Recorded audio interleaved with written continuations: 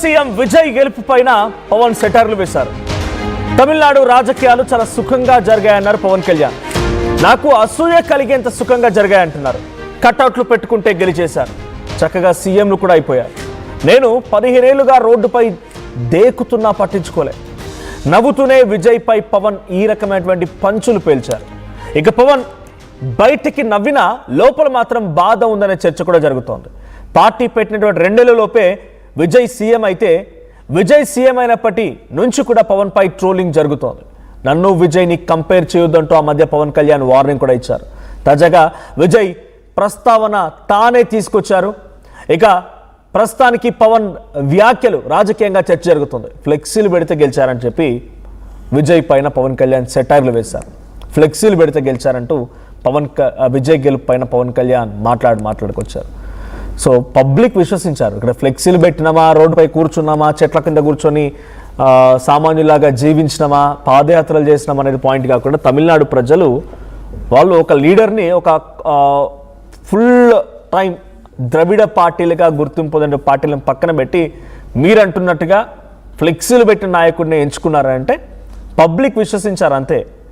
మీరు 15 ఏళ్ళు పట్టింది పబ్లిక్ దగ్గర నుంచి నమ్మకం రాబట్టుకోవడానికి. So as Pawan Kalyan said 15 సంవత్సరాలు పట్టింది పబ్లిక్ నుంచి ఇదే స్థాయిలో బీయింగ్ అన్ యాక్టర్గా సక్సెస్ఫుల్.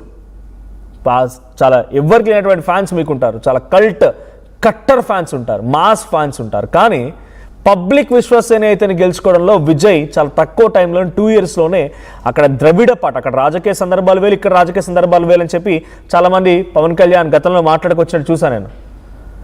తమిళనాడు రాజకీయాలు వేరు, ఇక్కడ రాజకీయాలు వేరు. ఈ రాజకీయాలకు చాలా వ్యత్యాసం ఉంటుంది. ఏపీలో పాలిటిక్స్ సిచ్యువేషన్ వేరు, తమిళనాడులో పాలిటిక్స్ సిచ్యువేషన్ వేరు. యాజ్ లైక్ అక్కడున్న పొలిటికల్ సిచ్యువేషన్లో పబ్లిక్ విజయన్ విశ్వసించారు.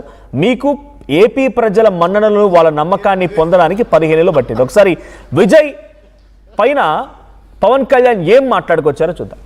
జనసేనకి నేను చాలాసార్లు చెప్తాను, నాకు ఎంత కష్టం ఉంటుందంటే నిజంగా ఒకసారి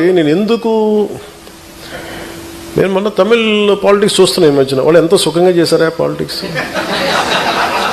ఎంత సుఖంగా చేశారు. నాకు అసూయ కలిగేంత సుఖంగా చేశారు. నేను 10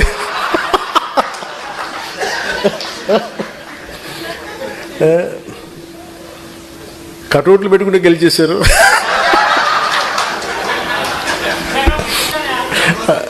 అలాగే కటౌట్లు హలోగ్రామ్స్ పెట్టుకుంటే బాగుంది. అలాగే చక్కగా సీఎంలు అయిపోయారు.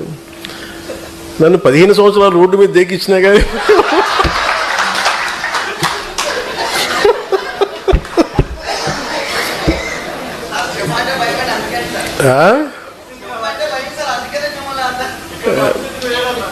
సరదా తెలుసులే తెలియదు. జనసేనకి నేను చాలాసార్లు చెప్తాను, నాకు ఎంత కష్టం ఉంటుందంటే నిజంగా ఒకసారి నేను మొన్న తమిళ్ పాలిటిక్స్ చూస్తున్నాను. ఈ మధ్యన వాళ్ళు ఎంత సుఖంగా చేశారా పాలిటిక్స్, ఎంత సుఖంగా చేశారు. నాకు అసూయ కలిగేంత సుఖంగా చేశారు. నేను 10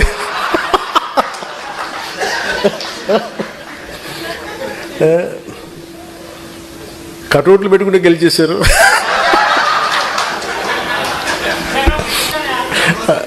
అలాగే కటౌట్లు హలోగ్రామ్స్ పెట్టుకుంటే బాగుంది. అలాగే చక్కగా సీఎంలు అయిపోయారు. నన్ను 15 సంవత్సరాలు రోడ్డు మీద దేకిచ్చినా కానీ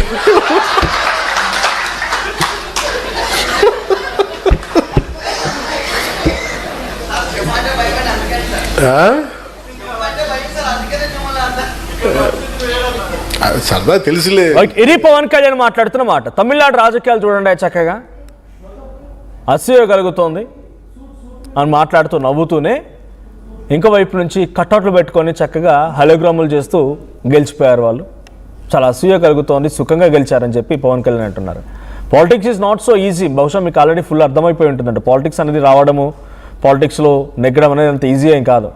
సో విజయ్ అఫ్కోర్స్ కట్అవుట్లు పెట్టుకోవచ్చు, ఆయన ఒక పార్టీ పెట్టినట్టు అనతి కాలంలోనే హాలోగ్రామ్ ద్వారా ఆయన గెలవచ్చు.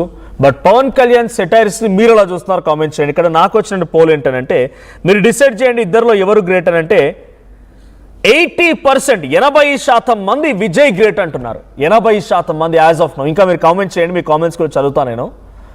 ఇద్దరిలో ఎవరు గ్రేట్, విజయ్ లేదా పవన్?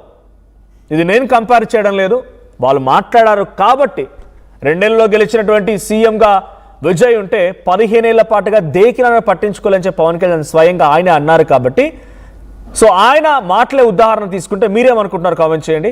సో పబ్లిక్ విశ్వసనీయతని చొరగొనడానికి విజయ్కి పట్టిన సమయం 2 ఏళ్ళు అయితే పవన్కి పట్టిన సమయం 15 ఏళ్ళు. సో మా ప్రతినిధి ఏపీ ఇన్పుట్ ఎడిటర్ కృష్ణమోహన్ కూడా సిద్ధంగా ఉన్నారు. కృష్ణమోహన్, సో పవన్ కళ్యాణ్ గతంలో ఇదే విషయాలపైన మాట్లాడితే ఆగ్రహానికి గురయ్యారు. ఆయన కంపేర్ చేయకండి అంటూ మాట్లాడుకొచ్చారు. మళ్ళీ ఆయనే కంపేర్ చేస్తున్నారు. 2 ఏళ్లలో కట్అవుట్లు పెట్టి, హాలోగ్రామ్లు పెట్టి, ఫ్లెక్సీలు పెట్టి సీఎం అయ్యారని చెప్పి డైరెక్ట్గా ఆయన విజయ్ పేరు తీయకపోయినా విజయ్ని ఉద్దేశించి మాట్లాడుతున్నారు. ఈ కామెంట్స్ ఎలా చూడాలి? ఆయన పార్టీ ఇంటర్నల్ మీటింగ్లో మాట్లాడిన మాటలు ఇప్పుడు సర్వత్రా చర్చనీయాంశంగా మారాయి. ఏకంగా విజయ్ని అవహేళన చేస్తున్నాడా అనే రకం కూడా ఒక క్వశ్చన్ రేజ్ అవుతోంది. So what is your update on this? చాలా విషయాల మీద మాట్లాడుతున్నప్పుడు ఎక్కడో కొంత ఫ్రస్ట్రేషన్ లో కనపడుతున్నట్టు అనిపించింది పవన్ కళ్యాణ్. అంటే విజయ్ సంగతి ఫర్ ఎగ్జాంపుల్ ప్రొఫెసర్ నాగేశ్వరరావు సంగతి మాట్లాడాలనుకుంటే అది అయిపోయిన సబ్జెక్ట్ కూడా ఆయన ఎందుకో మళ్ళీ ఆ విషయం మీద మాట్లాడే ప్రయత్నం అయితే చేశారు. ఇప్పుడు ఏకంగా విజయ్ విషయాన్ని ప్రస్తావనకి తీసుకుని వచ్చారు. విజయ్ వ్యవహారంలో 2 ఏళ్లకే తమిళనాడు రాజకీయాలు చూస్తే నాకు నిజంగానే అసూయ కలిగించేంత ప్రశాంతంగా తమిళనాడు రాజకీయాలు జరిగిపోయాయి. 2 కట్అవుట్లు, 2 హాలోగ్రామ్స్ తో ఏకంగా ముఖ్యమంత్రులు అయిపోయారా. 15 సంవత్సరాలుగా నేను ఏపీలో రోడ్ల మీద తిరిగినా కనీసం నా పరిస్థితి కాలేదు. నాకు నిజంగానే అసూయ కలుగుతోంది. అంటే బేసిక్ గా ఇక్కడ పవన్ కళ్యాణ్ మొదటి నుంచి కూడా ఒక్క లైన్ ఆఫ్ సెక్టర్ లో తాను ఒక ప్రొజెక్షన్ చేసుకొని అంటే విజయ్ లాగే అక్కడున్న 2 పార్టీలకి ఇదే ఒక ఎగ్జాంపుల్.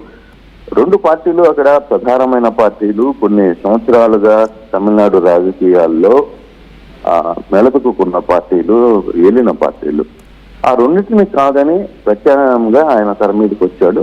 తను 2టిని కాదనే నేను ఎలక్షన్కి పోతున్నాను అని చెప్పి ధైర్యంగా వెళ్ళాడు.